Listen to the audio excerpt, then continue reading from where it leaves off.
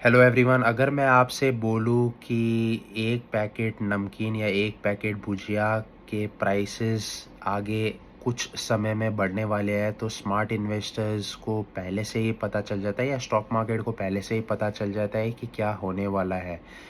और आप ये सोचोगे कि boss, how is this possible. ये पॉसिबल इसलिए है क्योंकि मार्केट में सिर्फ सेल्स ग्रोथ, प्रॉफिट ग्रोथ के हिसाब से शेयर्स नहीं चलते हैं, बल्कि कई सारी चीज़ें हैं। नमस्ते दोस्तों, आज हम बात करेंगे कि कैसे कोई भी कंपनीज़ की जो एक्चुअल नर्व्स होती है, वो उनकी रॉ मटेरियल्स होती है। और कंज्यूमर फूड इंडस्ट्री में सबसे बड़ा रॉ मटेरियल होता है वीट और पाम ऑयल। और वीट और पाम ऑयल कुछ हफ्तों से या कुछ महीनों से बढ़ रहा है, क्योंकि वीट पिछले 2 साल के एट द हाईएस्ट लेवल पर ट्रेड कर रहा है, और palm oil since April it's at the highest level.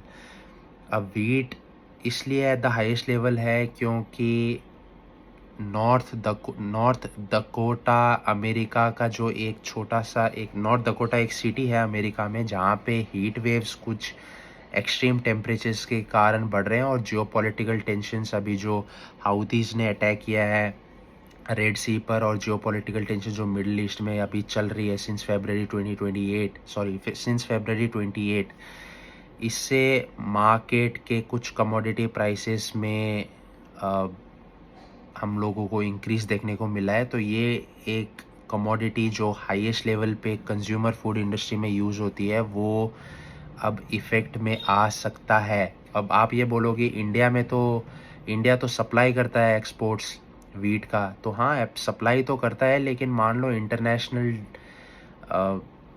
Exports में अगर कोई दिक्कत आ गई और डोमेस्टिकली भी कुछ हिकअप्स आ गए, तो ये शायद प्रॉब्लम क्रिएट हो सकता है अगले आने वाले क्वार्टर्स में। तो मैनेजमेंट की कमेंट्री हम लोग को सुननी बहुत ज़रूरी है। पाम ऑयल की बात करें तो मलेशिया और इंडोनेशिया अभी बायोडीज़ल फ्यूल के ऊपर बहुत फोकस कर रहे हैं, तो पाम ऑयल का एक छोटा सा हिस्सा उन बायोडीज़ल फ्यूल में जाने वाला है। तो ऑब्वियस सी बात है, जब सप्लाई कम होगी तो प्राइसेस बढ़ेंगे।